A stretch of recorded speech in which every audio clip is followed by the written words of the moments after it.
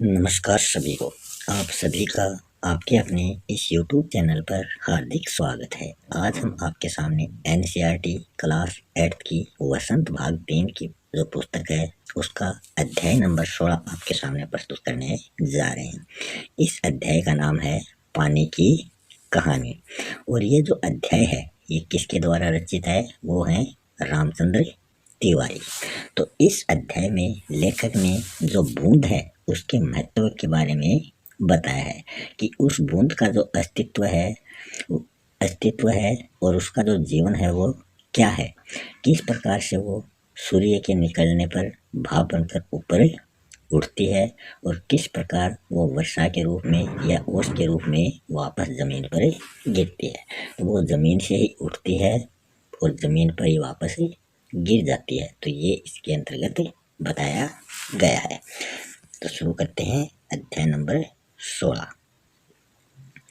इसमें है, मैं आगे बढ़ा ही था कि बैर की झाड़ी पर से मोती सी एक बूंद मेरे हाथ पर आकर पड़ी। मोती सी, तो यहाँ उपमा दी गई है, मतलब उस बूंद की तुलना की है किससे? मोती से। जिस प्रकार मोती चमकता है उसी प्रकार वो बूंद चमक रही थी। मेरे आश्चर्य का ठिकाना न रहा जब मैंने देखा कि ओस की बूंद मेरी कलाई पर से सरक कर, मतलब फिसल कर, वो मेरी हथेली पर, हाथ का जो पंजा होता है वो हथेली, वहां पर वो आ गई है। मेरी दृष्टि, मतलब नजर पड़ते ही वह ठहर गई। थोड़ी देर में मुझे सितार के तारों की सी झंकार सुनाई दी, मतलब धुन सुनाई दी। मैंने सोचा कि कोई बजा रहा है, कि वो धुन ऐसी लगी कि कोई उस धुन को बजा रहा होगा। चारों ओर देखा, कोई नहीं था। फिर अनुभव किया, मतलब महसूस किया कि यह स्वर मेरी हथेली से ही निकल रहा था। ध्यान से देखने पर मालूम हुआ कि बूंद के 2 कण हो गए, कि वो बूंद जो है वो 2 कणों में विभाजित हो गई है और वे दोनों हिल हिल कर यह स्वर उत्पन्न कर रहे हैं, मानो वो दोनों कण बोल रहे हों। उसी सुरीली आवाज में मैंने सुना कि सुनो सुनो। मैं चुप था। फिर आवाज आई, सुनो सुनो। अब मुझसे रहा नहीं गया। मेरे मुख से अचानक निकल आया कि कहो कहो। तो ओस की बूंद मानो प्रसन्नता से हिली और बोली, मैं ओस हूँ। ओस क्या होती है? जो बादलों के कारण सर्दी के मौसम में आपने देखा होगा, सुबह चारों ओर जो धुंध सी छाई रहती है और उसमें पेड़ों पर पानी की बूंदें पेड़ों के ऊपर इकट्ठी हो जाती हैं और वो बूंदों के रूप में नीचे गिरने लगती हैं। और उसने कहा कि मैं ओस हूँ। तो उस आदमी ने कहा कि जानता हूँ। मैंने कहा, मतलब ये आदमी कह रहा है कि मैं जानता हूँ तुम ओस हो। लोग मुझे पानी कहते हैं और जल भी कहते हैं। मतलब ओस कह रही है कि मेरे को लोग पानी भी कहते हैं और जल भी कहते हैं। तो ये पर्यायवाची हो गए पानी जल। तो उस आदमी ने कहा कि मेरे को ये मालूम है। फिर उसने कहा कि मैं बेर के पेड़ पर से आई हूँ। तो ये ओस जो है वो खुद ही बता रही कि वो बेर के पेड़ पर बैठी थी और वहां से आई है। तो उस आदमी ने कहा, झूठी। मैंने कहा और सोचा, बेर के पेड़ से क्या पानी का फुहारा निकलता है कि तुम झूठ बोल रही हो? कि पेड़ पर कोई पानी इकट्ठा थोड़ी है जो पेड़ से आई हो। बूंद फिर हिली, मानो मेरे अविश्वास से उसे दुख हुआ हो। सुनो, मैं इस पेड़ के पास की भूमि में बहुत दिनों से इधर उधर घूम रही थी। तो ये बात कौन बता रहा है? वो बूंद बता रही है। मैं कणों का हृदय टटोलती फिरती हूँ कि एकाएक पकड़ी गई। एकाएक मतलब अचानक ही मैं पकड़ी गई। कैसे? उस आदमी ने पूछा। तो वह बोली, वह जो पेड़ तुम देखते हो ना, वह ऊपर ही इतना बड़ा नहीं है, पृथ्वी में भी लगभग उतना ही वो बड़ा है। तो आपने पेड़ को देखा होगा, जितना वो पृथ्वी के ऊपर तुम्हें दिखाई देता है उतना ही वो पृथ्वी के नीचे मिट्टी में भी होता है। उसकी बड़ी जड़ें, छोटी जड़ें और जड़ों के जो रोए हैं, मतलब जड़ों की जो शिराएं हैं, धमनियां हैं, वे रोए बड़े निर्दयी होते हैं। निर्दयी मतलब दयाहीन, जिसमें किसी प्रकार की कोई दया न हो। निर्दयी में निर उपसर्ग है और दया मूल शब्द है। मुझ जैसे असंख्य जल कणों को वे बलपूर्वक मतलब शक्तिपूर्वक पृथ्वी में से खींच लेते हैं। कुछ को तो पेड़ एकदम खा जाते हैं और अधिकांश का सब कुछ छीनकर उन्हें वापस बाहर निकाल देते हैं। तो क्रोध और घृणा से उसका शरीर कांप उठा। तुम क्या समझते हो कि वे इतने बड़े ही यूं ही खड़े हैं, कि ये पेड़ ऐसे नहीं खड़े हैं? उन्हें इतना बड़ा बनाने के लिए मेरे असंख्य बंधुओं ने अपने प्राण नाश किए हैं, अपने प्राणों का त्याग किया है। मैं बड़े ध्यान से उसकी कहानी सुन रहा था। तो वो आदमी किसकी कहानी सुन रहा था? ओस के बूंद की कहानी सुन रहा था।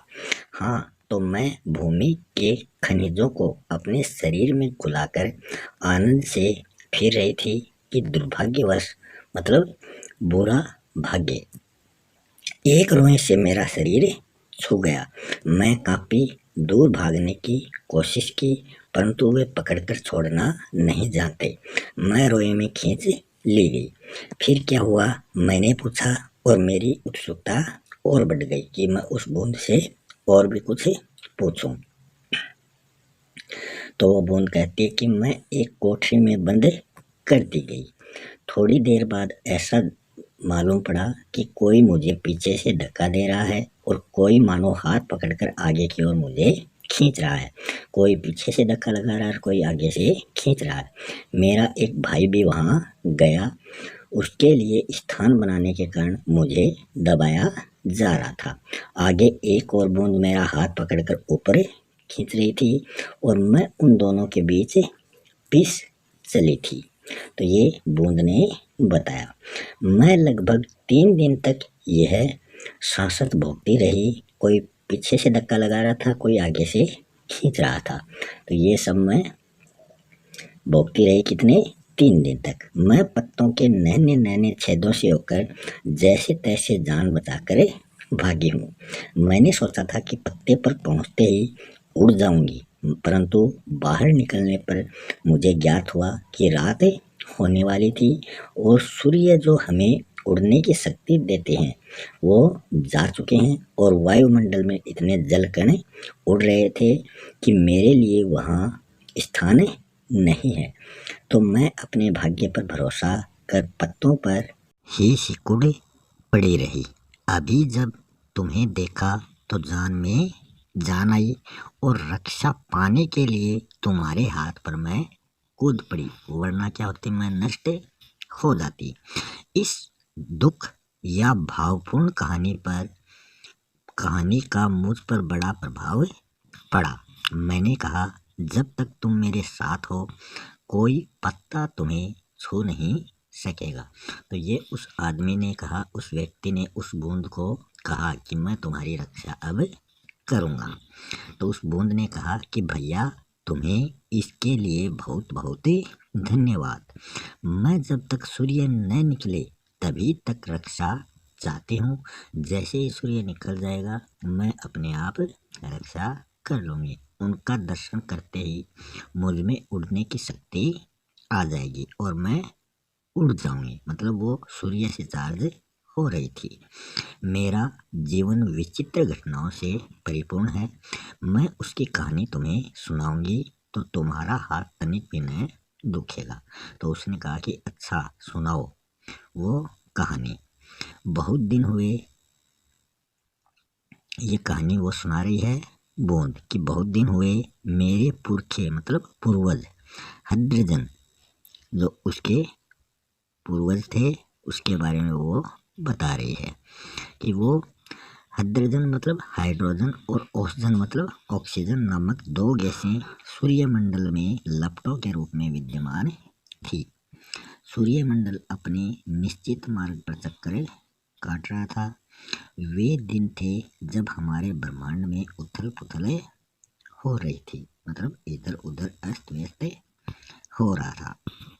अनेक ग्रह और उपग्रह बने रहे थे। उपग्रह क्या होते हैं? ग्रहों के भी कुछ अन्य ग्रह होते हैं, वो उपग्रह कहलाते हैं। ठहरो, क्या तुम्हारे पुरखे अब सूर्यमंडल में नहीं है? ये बात उस व्यक्ति ने उस बूंद से पूछी। तो उसने कहा कि हैं, उनके वंशज अपनी भयावह लपटों से अब भी उनका मुख उज्ज्वल किए हुए हैं। हाँ, तो मेरे पुरखे बड़ी प्रसन्नता से सूर्य के धरातल पर नाचते रहते थे। एक दिन की बात है कि दूर एक प्रचंड प्रकाश पिंड उसे दिखाई पड़ा। उनकी आंखों उनकी आंखें जो थी वो चौंधियाने लगी। पिंड क्या होता है? ग्रह होता है, और प्रचंड का अर्थ होता है बहुत ही तेज। तो उसकी आंखें जो थी वो चौंधियाने लगी, मतलब वो उसके प्रकाश से बंद होने लगी थी। यह पिंड बड़ी तेजी से सूर्य की ओर बढ़ रहा था, और जैसे जैसे पास आता जाता था तो उसका आकार और भी बड़ा होता जा रहा था। यह सूर्य से लाखों गुना बड़ा था, और उसकी महान आकर्षण शक्ति से हमारा सूर्य कांप उठा। ऐसा ज्ञात हुआ कि उस ग्रह राज से टकराकर हमारा सूर्य जो है वो चूर्ण हो जाएगा, मतलब टुकड़े टुकड़े हो जाएगा। वैसा नहीं हुआ। वह सूर्य के सहस्त्रों मील दूर से ही घूम कर चला गया। सहस्त्रों मतलब हजारों मील। परंतु उनकी भीषण आकर्षण शक्ति के कारण सूर्य का जो एक भाग है वो टूटकर उसके पीछे की ओर चल पड़ा। सूर्य से टूटा हुआ भाग इतना भारी खिंचाव संभाल न सका, और कई टुकड़ों में वो टूट गया था। उन्हीं में से एक टुकड़ा हमारी पृथ्वी है। तो ये टुकड़ा किस रूप में प्रकट हुआ? पृथ्वी के रूप में। यह प्रारंभ में एक बड़ा आग का गोला थी। कौन? पृथ्वी। तो ऐसा, परंतु उन लपटों से तुम पानी कैसे बनी? तो ये उस व्यक्ति ने उससे पूछा। तो उसने कहा कि मुझे ठीक तो पता नहीं है। हाँ, यह सही है कि हमारा ग्रह जो है वो ठंडा होता चला गया। पहले ये क्या था? आग का गोला था, और धीरे धीरे वो ठंडा होने लगा। और मुझे याद है कि अरबों वर्ष पहले मैं हाइड्रोजन मतलब हाइड्रोजन और ओजोन मतलब ऑक्सीजन के रासायनिक क्रिया के कारण उत्पन्न हुई। तो पानी H2O, पानी का क्या होता है? H2O सूत्र होता है। ये हाइड्रोजन और ये ऑक्सीजन, इनके मिलने से क्या बनता है? जल बनता है।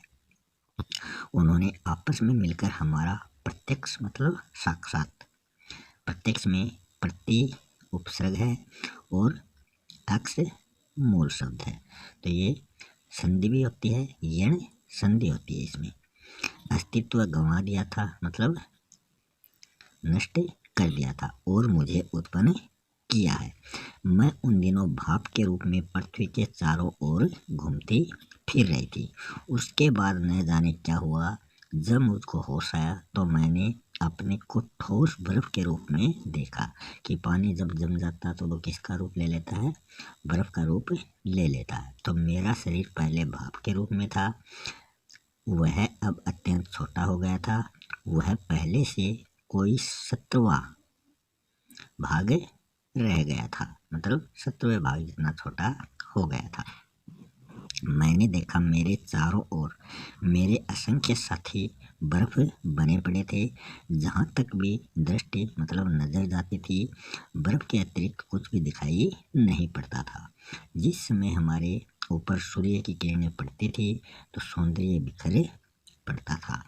हमारे कितने ही साथी ऐसे भी थे जो बड़ी उत्सुकता से आंधी में ऊंचा उड़ने उछलने कूदने के लिए कमर कसे तैयार बैठे थे, मतलब तैयार होना, कमर कसना, तैयार होना। बड़े आनंद का समय रहा होगा वहाँ। तो ये उस आदमी ने कहा। तो बूंद ने कहा कि बड़े आनंद का। कितने दिनों तक रहा? तो कई लाखों वर्षों तक। कई लाख? हाँ, चौंको मत, मतलब आश्चर्यचकित मत हो। मेरे जीवन में 200 वर्ष दाल के नमक के समान भी नहीं है। मैंने ऐसे दीर्घजीवी मतलब जो लंबे समय तक जिंदा रहता है, उनसे वार्तालाप मतलब बातचीत करते समय जान अपने को धन्य माना और ओस की बूंद के प्रति मेरी श्रद्धा बढ़ चली थी। हम शांति से बैठे एक दिन हवा से खेलने की कहानियां सुन रहे थे कि अचानक ऐसा अनुभव हुआ मानो हम सरक रहे हो। सबके मुख पर हवाइयाँ उड़ने लगी। अब क्या होगा? इतने दिन आनंद से काटने के पश्चात अब दुख सहन करने का साहस हमें नहीं था। तो ये बात वो बूंद बता रही है। बहुत पता लगाने पर हमें ज्ञात हुआ कि हमारे भार से भी हमारे नीचे वाले जो भाई थे वो दबकर पानी हो गए हैं और उनका जो शरीर है वो ठोसपन को छोड़ चुका है और उनके तरल शरीर पर हम फिसले चले हैं। वो जो ओस की बूंद थी वो कह रही है कि मैं कई मास तक समुद्र में इधर उधर घूमती रही। मास मतलब महीनों तक वो इधर उधर समुद्र के अंदर घूम रही थी। फिर एक दिन गर्म धारा से भेंट हो गई। धारा के जलते अस्तित्व को ठंडक पहुंचाने के लिए हमने उसकी गर्मी सोखनी प्रारंभ कर दी कि उसकी जो गर्मी थी, जो तपन थी, वो उस बूंद ने सोखने प्रारंभ कर दी मतलब शुरू कर दी और इसके फलस्वरूप मैं पिघल पड़ी और पानी बनकर समुद्र में मिल गई। कि आपने देखा होगा जो बर्फ़ होती है वो क्या होती है, उसको जब हम ताप की ओर ले जाते हैं मतलब उसको गर्म करते हैं तो वो पानी में परिवर्तित हो जाती है। तो वो बूंद भी क्या कहती है कि वो बर्फ़ से उस गर्मी से पिघल कर वो समुद्र में मिल गई। समुद्र का भाग बनकर मैंने जो दृश्य देखा वह वर्णनातीत है। वर्णनातीत में अगर हम संधि देखें तो वर्णन धन अतीत, अतीत मतलब बहुत समय पहले, तो वर्णन धन अतीत मिलकर वर्णनातीत हुआ है जो दीर्घ स्वर संधि है। मैं अभी तक समझती थी कि समुद्र में केवल मेरे बंधु बांधवों का ही राज्य है। तो वो ओस की जो बूंद वो समझ रही थी कि समुद्र में उनके जो भाई बंधु है उन्हीं का राज है। परंतु अब ज्ञात हुआ, अब उसे मालूम हुआ कि समुद्र में चहल पहल वास्तव में दूसरे ही जीवों की है। तो ये तो उसका वहम था कि समुद्र में बूंदों का ही राज्य है और उसमें नीरा नमक भरा है। नमक आपने देखा होगा जो समुद्र है उसका पानी खारा किस कारण से होता है, तो वो नमक के कारण मतलब नमकीन पानी समुद्र में पाया जाता है। पहल समुद्र का खारापन मुझे बिल्कुल नहीं भाया मतलब पसंद नहीं आया था। उस समुद्र के नमकीन पानी में वो ओस की बूंद कहती है कि मेरा जी मचलने लगा था। कि जैसे जी मचलता है तो क्या होता है, बाद में उल्टी आने की करने की संभावना बढ़ जाती है। पर धीरे धीरे सब सहन हो गया। फिर जैसे जैसे उस वातावरण में रहने लगे, जैसे आप किसी वातावरण में जाते हैं, नए वातावरण में जाते हैं तो पहले आपको वहाँ का जो इन्वायरमेंट है वो सूट नहीं होता और धीरे धीरे आप अपने शरीर को उसके अनुसार ढाल लेते हैं। तो वही काम इस बूंद ने किया था। एक दिन मेरे जी में आया कि मैं समुद्र के ऊपर तो बहुत घूम चुकी हूँ, भीतर चलकर भी देखना चाहिए कि इस समुद्र के भीतर क्या है। इस कार्य के लिए मैंने गहरे जाना प्रारंभ कर दिया मतलब समुद्र की गहराई में उसने जाना शुरू कर दिया। मार्ग में मैंने विचित्र मतलब अनोखे, विचित्र मतलब भिन्न भिन्न या अनोखे जीव देखे। तो वो समुद्र के नीचे जैसे जैसे वो गहराई में गई तो तरह तरह के जीव उसे देखने को मिले। मैंने अत्यंत धीरे धीरे रेंगने वाले घोंगे, जालीदार मछलियाँ, कई मन भारी कछुए और हाथों वाली मछलियाँ देखी। तो जैसे जैसे वो ओस की बूंद समुद्र की गहराई में गई तो उसे वहाँ अनेक जीव दिखाई दिए। एक मछली तो ऐसी देखी उसने जो मनुष्य से कई गुना लंबी थी, और उसके जो हाथ थे वो कितने थे? उस मछली के 8 हाथ थे। वह इन हाथों से अपने शिकार को जकड़ लेती थी और वो अपना भोजन प्राप्त करती थी। फिर आगे वो कहानी सुनाती हुई कहती है कि मैं और गहराई की खोज में किनारों से दूर गई तो मैंने क्या देखा कि ऐसी वस्तु देखी कि मैं चौंक पड़ी। उसको आश्चर्य हुआ कि ये वस्तु क्या है। जब वह समुद्र में, अब तक समुद्र में क्या हो चुका था? अंधेरा हो चुका था, क्योंकि जैसे ही शाम समाप्त हो जाती है तो अंधेरा हो जाता है, रात शुरू हो जाती है। तो सूर्य का प्रकाश कुछ ही भीतर तक पहुँच पाता था। शाम को जैसे जैसे सूर्य डूबता जाता है उसका प्रकाश कम होता जाता है, और बल लगाकर देखने के कारण मेरे नेत्र दुखने लगे थे। जब आप कम रोशनी में किसी चीज़ को बहुत गहराई से देखते हो तो धीरे धीरे क्या होता है, आपकी आंखों में जलन होने लगती है, आंखों में दर्द होने लगता है। तो वही स्थिति उस ओस की बूंद की हो रही थी। वो बोली कि मैं सोच रही थी कि यहाँ पर जीवों को कैसे दिखाई पड़ता होगा कि सामने ऐसा जीव दिखाई पड़ा मानो कोई लालटेन लिए घूम रहा हो। तो उस बूंद ने क्या देखा कि समुद्र की गहराई में जहाँ अंधेरा हो रहा था वहाँ उसे एक ऐसा जीव दिखाई दिया जो चमक रहा था, और ऐसा लग रहा था कि कोई लालटेन लेके इधर उधर चौकीदारी कर रहा है, रास्ता दिखा रहा है। यह एक अत्यंत सुंदर मछली थी। वो जीव क्या था? जो लालटेन के समान प्रतीत हो रहा था, वो भी एक मछली थी। इसके शरीर से एक प्रकार की चमक निकलती थी जो इसे मार्ग दिखलाती थी। इसका प्रकाश देखकर कितनी छोटी छोटी अनजान मछलियाँ इसके पास आ जाती थी, और यह जब भूखी होती थी तो पेट भर उसका भोजन करती थी। तो उसका प्रकाश उसके भोजन को अपनी ओर आकर्षित करता था, और वो बहुत ही आनंद से अपना भोजन प्राप्त करती थी। ये कितनी विचित्र है। जब मैं और नीचे समुद्र की गहरी तह तह मतलब नीचे तलहटी में उसका जो पैंदा होता है, तल होता है, वहाँ पहुँची तो देखा कि वहाँ भी जंगल है। छोटे ठिंगने मोटे पत्ते वाले पेड़ बहुतायत से उगे हुए हैं, कि वहाँ बहुत से छोटे बड़े पेड़ उगे हुए हैं। वहाँ पर पहाड़ियाँ भी हैं, घाटियाँ भी हैं, कि हम जो पृथ्वी के ऊपर देखते हैं धरातल पर, वही उस बूंद ने कहाँ देखा? समुद्र की गहराई में, समुद्र के तल में देखा। इन पहाड़ियों की गुफाओं में नाना प्रकार के जीव रहते थे। नाना मतलब विभिन्न प्रकार के, कई प्रकार के जीव रहते थे जो निपट, अंधे तथा महा आलसी थे, कि जो कुछ काम नहीं करता, पूरे दिन एक जगह पड़ा रहता है, वो क्या होता है? आलसी होता है। तो ये तो बहुत महा आलसी थे, मतलब इन्हें तो सब कुछ पड़े पड़े ही चाहिए था। यह सब देखने में मुझे कई वर्ष लग चुके थे। जी में आया कि ऊपर लौट जाऊं, परंतु प्रयत्न करने पर भी जान पड़ा कि यह असंभव है। असंभव में ए जो है ये उपसर्ग है और संभव मूल शब्द है। तो ये बात, ये मेरे लिए असंभव था कि ये मैं ऐसा कर सकने में संभव नहीं हो पाई। प्रयत्न मतलब कोशिश। मेरे ऊपर पानी की कोई 3 मील मोटी तह थी, मतलब परत मेरे ऊपर थी।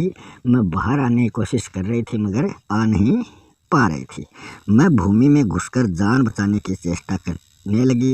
यह मेरे लिए कोई नई बात नहीं थी। करोड़ों जल कण इसी भांति अपनी जान बचाते हैं और समुद्र का जल नीचे धंसता चला जाता है। मैं और अपने दूसरे भाइयों के पीछे पीछे चट्टान में घुस गई। कई वर्षों में कई मील मोटी चट्टान में घुसकर हम पृथ्वी के भीतर एक खोखले स्थान में निकले, और एक स्थान पर इकट्ठा होकर हम लोगों ने सोचा कि क्या करना चाहिए। कुछ की सम्मति में मतलब कुछ की सहमति में वहीं जाना, वहीं पड़ा रहना हमने ठीक समझा। परंतु हमें कुछ उत्साही युवा भी थे। युवा मतलब जो जवान होते हैं।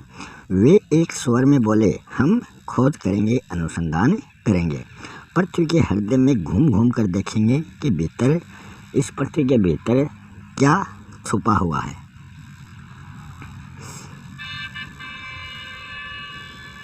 अब हम शोर मचाते हुए आगे बढ़े तो एक ऐसे स्थान पर पहुँचे जहाँ ठोस वस्तु का नाम भी न था। बड़ी बड़ी चट्टानें लाल पीली पड़ी थी और नाना प्रकार की धातुएं इधर उधर बहने को उतावली हो रही थी। इसी स्थान के आसपास एक दुर्घटना होते होते बची। हम लोग अपनी इस खोज में इतने प्रसन्न थे कि अंधाधुंध बिना मार्ग देखे आगे बढ़ते जा रहे थे। इससे अचानक एक ऐसी जगह जा पहुँचे जहाँ तापक्रम बहुत ऊंचा था और यह हमारे लिए असह्य था, मतलब असंभव था।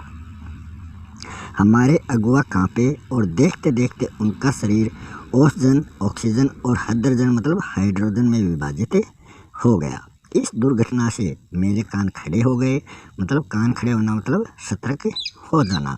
मैं अपने और बुद्धिमान साथियों के साथ एक और निकल कर भागे। हम लोग अब एक ऐसे स्थान पर पहुँचे जहाँ पृथ्वी का गर्भ रह रहकर हिल रहा था, मतलब पृथ्वी का जो अंदर का भाग है वो वहाँ हिल रहा था। एक बड़े जोर का धड़ाका हुआ, हम बड़ी तेजी से बाहर फेंक दिए गए। वो क्या था? वो भूकंप था और वो लावा के रूप में अग्नि को बाहर फेंकता है। इस दुर्घटना से हम चौंक पड़े और पीछे देखने से ज्ञात हुआ कि पृथ्वी फट गई है और उसमें से धुआं, रेत, पिघली धातुएं व लपटें निकल रही थी। यह दृश्य बड़ा ही शानदार था और इसे देखने की हमें बार बार इच्छा होने लगी थी। मैं समझ गया तुम ज्वालामुखी की बात कर रही हो। तो ये उस आदमी ने उस बूंद से कहा कि यह शायद ज्वालामुखी था। तो उसने कहा हाँ, तुम लोग इसे ज्वालामुखी कहते हो। ज्वालामुखी मतलब ज्वाला क्या होता है? अग्नि होता है और मुख जहाँ से वो निकलती है वो ज्वालामुखी होता है। तो पृथ्वी में एक जहाँ से ये फटती है वहाँ एक छेद हो जाता है, मुख हो जाता है और उससे वो ज्वाला बाहर निकलती है। अब जब हम ऊपर पहुँचे तो हमें एक और भाप का बड़ा दल मिला। हम गरज कर आपस में मिले और आगे बढ़े। पुरानी सहेली आंधी के भी हमें यहाँ दर्शन हो गए थे।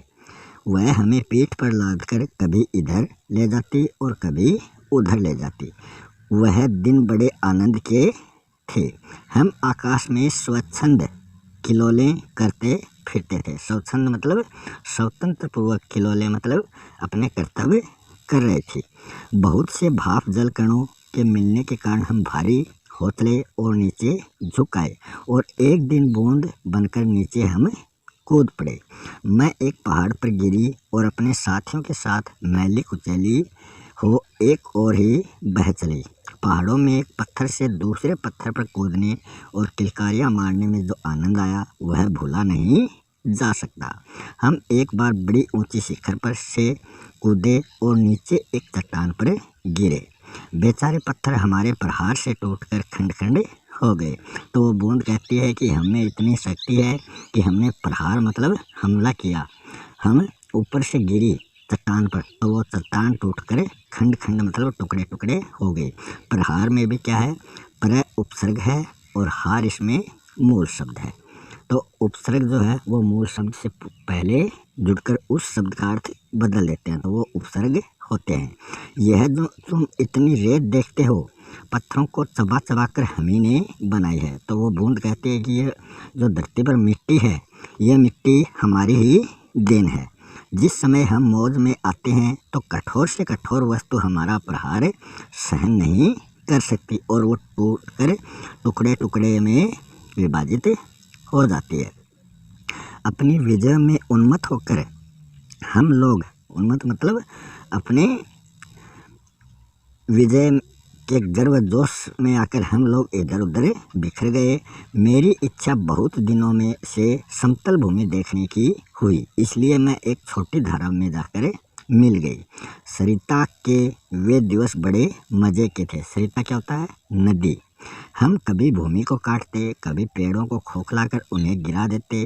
तो ये जहाँ से नदी बहती है वहाँ क्या होती है, जो खोखले पेड़ होते हैं उनको ये नदी बहा देती है, गिरा देती है।